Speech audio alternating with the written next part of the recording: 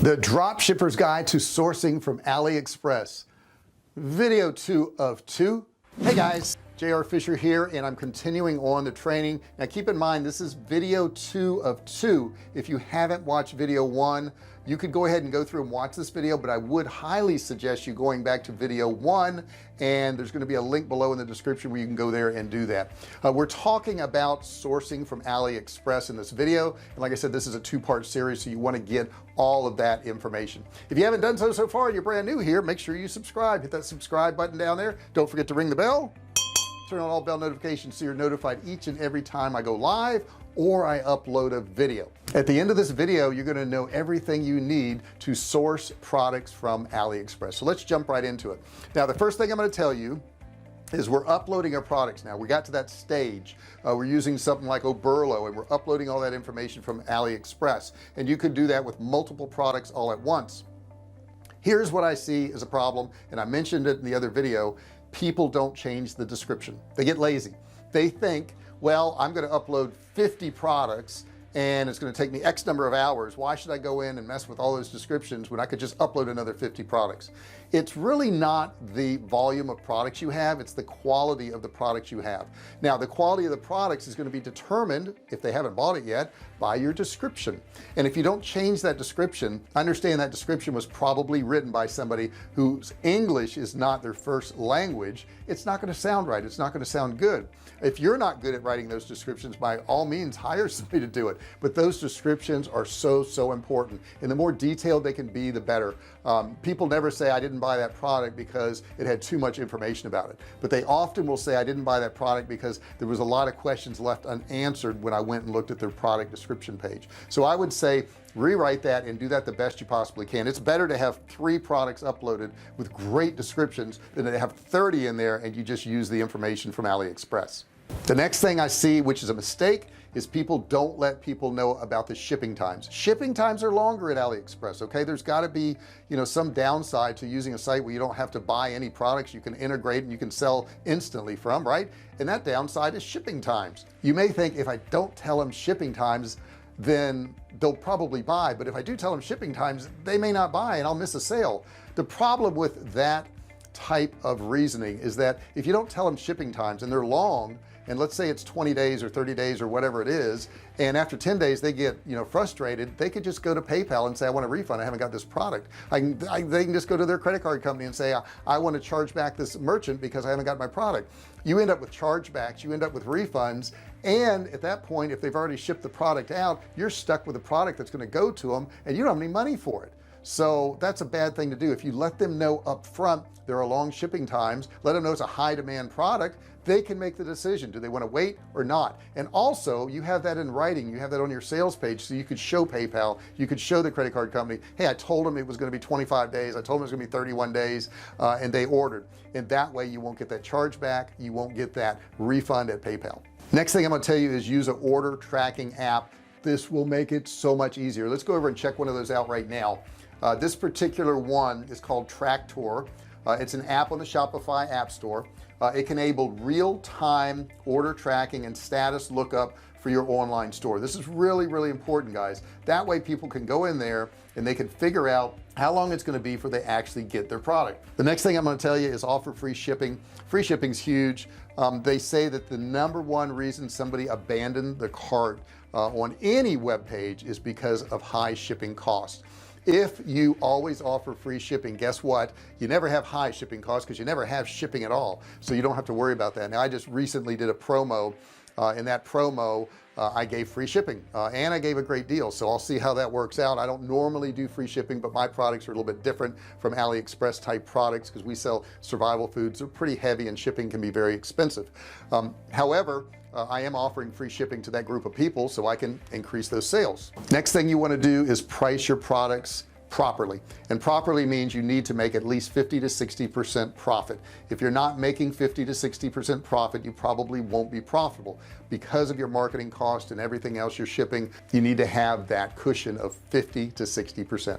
And like I said, you want to use a tool like Oberlo to upload your products. It makes it a whole lot easier. I'll show you a screenshot of it right here.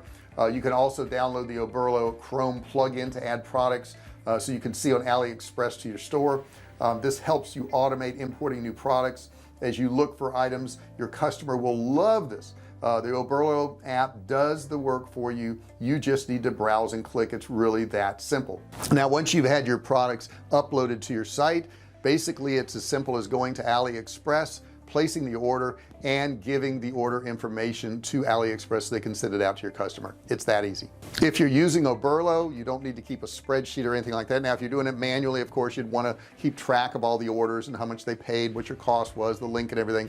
But if you use Oberlo, it will keep track of it for you. I highly suggest that you do that. Here's an example right here. This is how it works. It's really as simple as having the Oberlo app installed in your Shopify store, checking your orders in Oberlo, and then clicking order product next to each pending order, as you see right here. From there, Oberlo does the rest. It will buy the product from AliExpress for you and insert your customers' details. Oberlo will even let you know when a supplier on AliExpress has changed their price or run out of stock, and suggest other drop shipping suppliers. Now I'll tell you, it's a really good idea if you're selling from your Shopify store and you're buying from AliExpress. Let the manufacturer distributor know that you're actually drop shipping this product. That way they don't put any inserts, any information in the package that would take your customer away from you, or that would let them know that you actually use that drop ship. Now I'm going to tell you something that may be not true right now, but it may be by the time you're watching this video. For years we had ePacket and it went away, and I can't tell you when you're watching this video if it's going to be available or not, but if ePacket is available, pick ePacket. It will be the cheapest, safest way to send your package.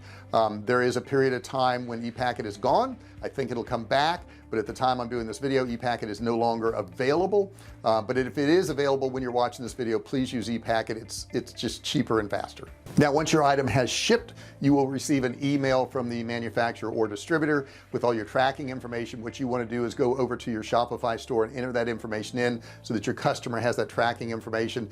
You don't have to worry about telling them about it. They'll automatically see it in their order when they log in. Now the cool thing is, like I told you, if you're using Oberlo, it will automatically put all that information in the order for you and you won't have to do it. And that's what I would suggest you really did. It's a whole lot easier. Now how do you handle refunds? Because they will happen no matter what.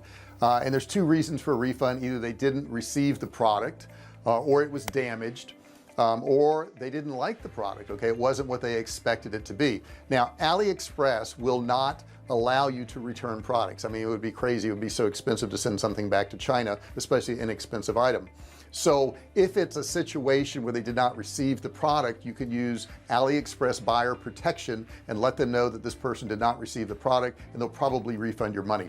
If it's because they didn't like the product, something along those lines, it's probably your fault, and it's your fault because they didn't get their expectations met. What is your marketing saying to these people for this particular product? So even though you don't want to hear that, I would say you would want to re-examine your marketing efforts and see what you told the customer, see what you offered, or else it's going to probably happen more and more often. We have virtually no refunds. I mean, it's just such a rarity. We just never see it. The only time we really have a refund is if a product is damaged. And then of course, you know, we have insurance for that. So that's not a big deal. Now, once you've identified a few products that are selling, you're off and running, but you want to expand. You do not want to run your business with just having a few products. You want to get more products. And how do you find more products?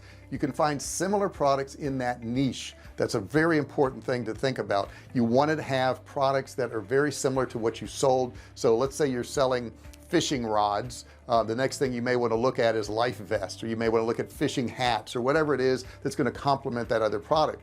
The other thing you want to take note of is the seller. If they're happy with products that are coming from a particular seller, go back to that seller and see what other products they have that may fit within that niche, because you've already got a proven seller that you know will fulfill the orders and customers will be happy with it. So you're going to want to use them again.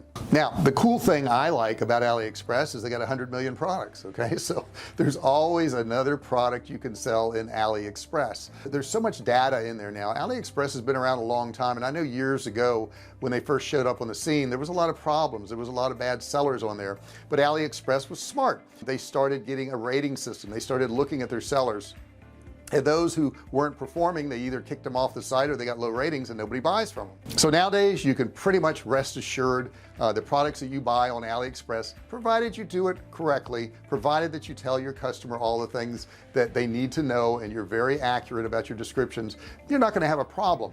The only problem you're going to have is time.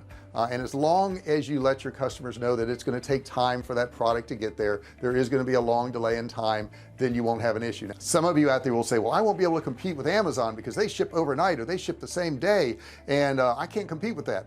Then don't sell that same product. Okay, don't do that. My suggestion to you is to find unique products that are not on Amazon. There's so many products on AliExpress.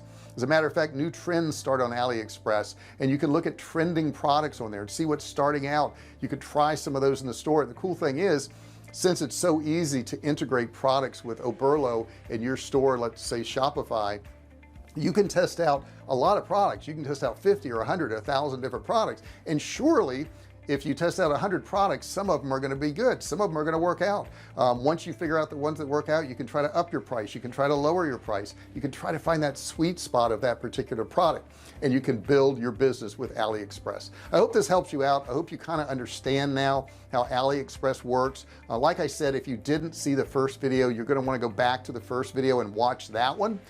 That is going to lead you into this video, and there is a link below to video 1. You want to check it out. Don't forget to subscribe if you haven't done so. Make sure you hit that subscribe button. Don't forget to ring the bell, turn on all bell notifications so you're notified each and every time I go live and I do one of these videos, or I upload a video. I'll also tell you about that too, so that's pretty cool. Give me a thumbs up. Thumbs up help a lot. If you hit that thumbs up button down there, I'll give you a second now. Go ahead.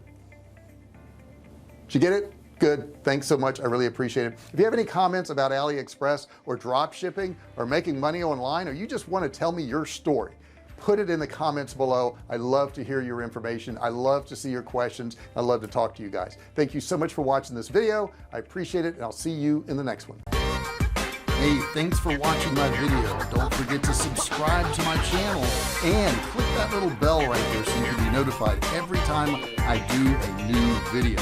Also, click on one of those videos there. Keep watching on my channel.